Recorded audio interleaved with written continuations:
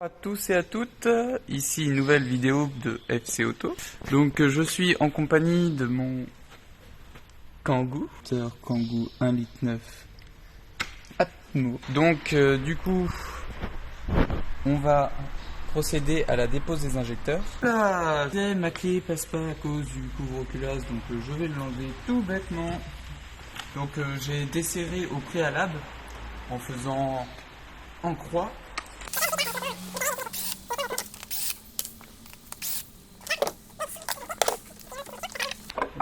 Hop, tranquille.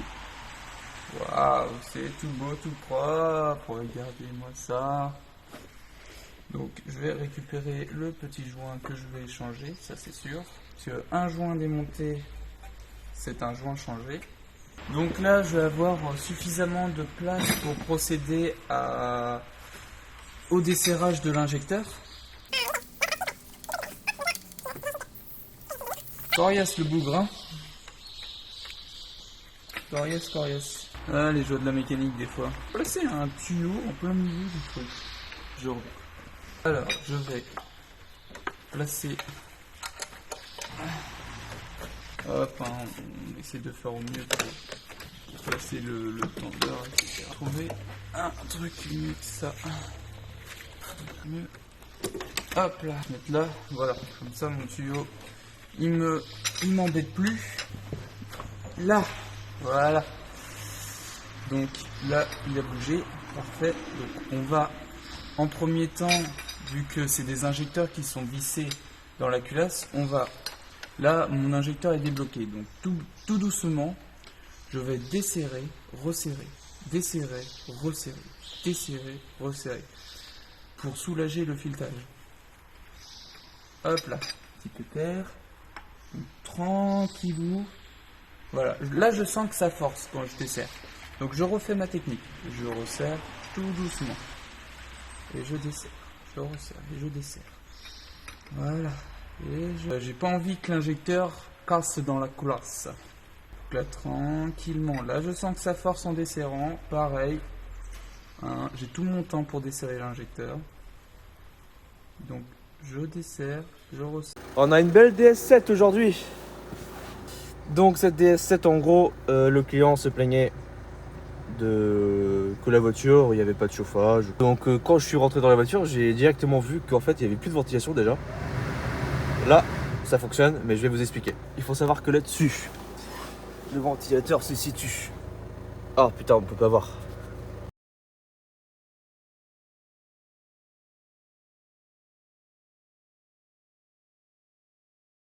Donc en fait, ce que j'ai fait après, c'est j'ai tapoté sur le motopropulseur et ça fonctionne nickel. Mais qu'est-ce qu'on a fait sur celui-là, Christopher? On a envoyé un injecteur en réparation? C'est ça, bah, de toute façon j'avais fait la vidéo. Celui-là. Ah Que oui, je ok, t'ai ça va. envoyé. Ah ok. T'as bien Bah, reçu? oui, j'ai dû tout recevoir, Christopher. Bon bah écoute, je mettrai cette vidéo-là et je mettrai la vidéo que Christopher a fait pour démonter l'injecteur.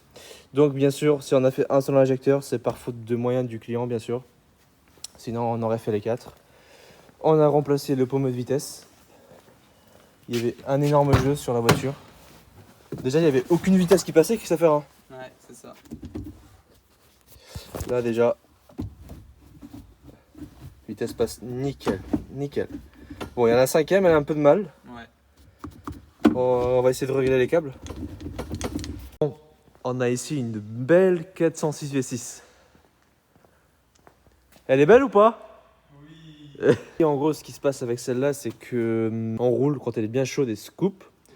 La voiture se met en mode sécurité en fait. Donc ça, c'est la panne qu'elle fait.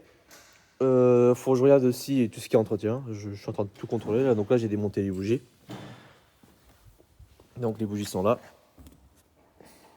Donc elles ont l'air d'être récentes. Et il faut remarquer qu'il y a plein d'huile sur les bougies. Parce qu'en fait, là-dessus, donc on voit qu'il y a de l'huile là-bas. Donc là, j'ai mis du papier pour boucher l'étui de bougie. Il y a plein d'huile là, là, là. En fait, là-dessus, la maladie, c'est que ça commence à fuir ici des demi-culasses. Peugeot, ils aiment bien faire ça, des demi-culasses. Ce côté-là, malheureusement, on n'arrive pas trop à voir. Je vais démonter aussi les bougies pour voir. les contrôler. Mais ça a l'air de fuir pareil. Donc c'est très gras partout.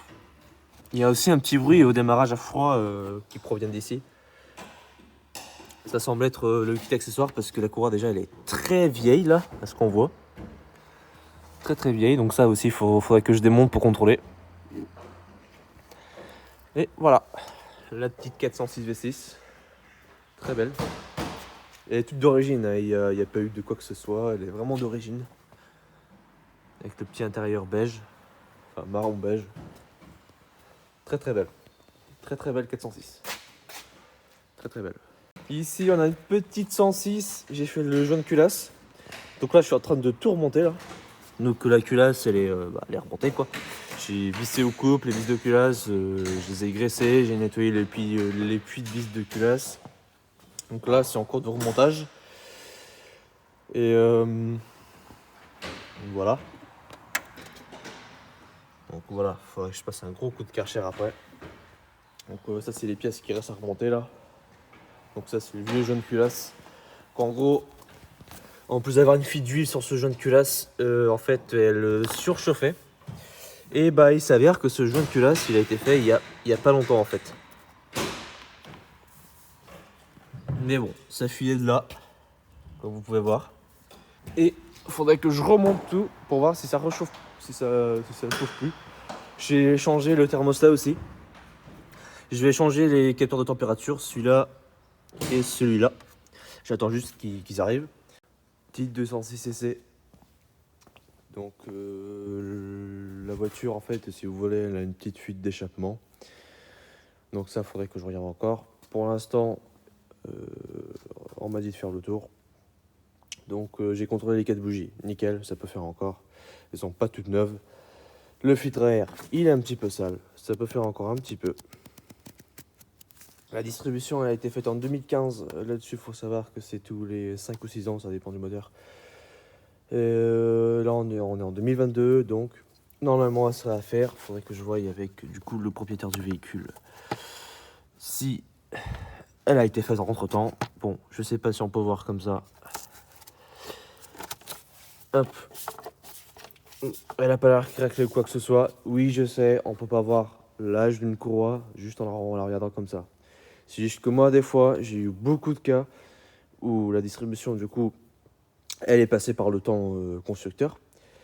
Et en démontant, du coup, le petit cache qui est ici, comme les PSA, les TU et tout, en démontant, je regarde que la courroie, elle est complètement craquelée sur le point d'exploser.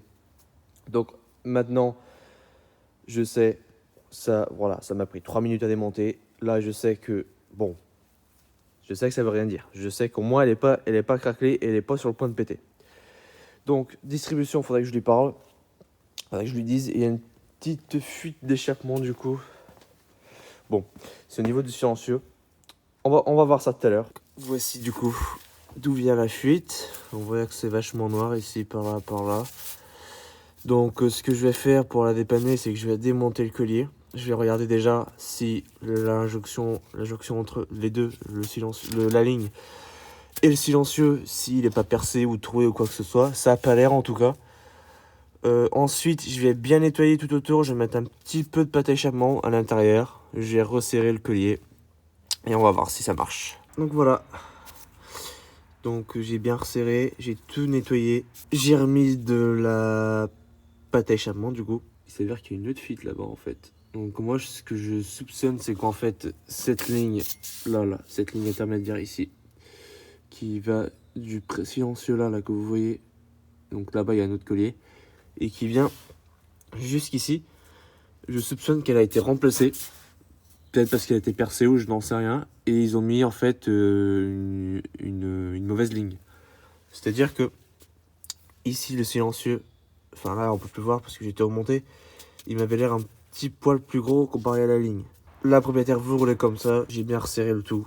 On va voir si ça fuit. Si ça fuit, je vais lui dire de remplacer la ligne. Donc là on est sous la 206. Comme on peut voir, la biellette de barre stabilisatrice ici là, le soufflet, il est complètement explosé. là, si je mets mon doigt là, ici là, on peut voir que en fait, si vous voulez, le soufflet, il s'est arraché de son support là, parce que normalement il est fixé ici là. Et il ne doit pas censé bouger, bah comme... Donc ça c'est l'autre côté, donc vous voyez ce soufflet il est nickel. Donc là il bouge pas, mais bon. Côté supérieur, c'est mort. Et ce côté là aussi. Là. Là. Donc cette biellette là et l'autre biellette seraient à remplacer. Comme on peut voir aussi, les triangles, ils sont un petit peu fatigués.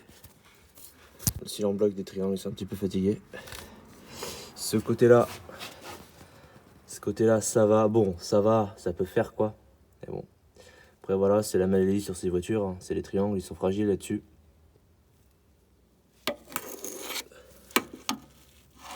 Bon. Ça c'est le côté gauche. Voilà, le triangle du côté gauche. Ça a l'air d'aller. C'est très difficile hein, à montrer comme ça. Hop. Les cylindres blocs de triangle sont un peu fatigués.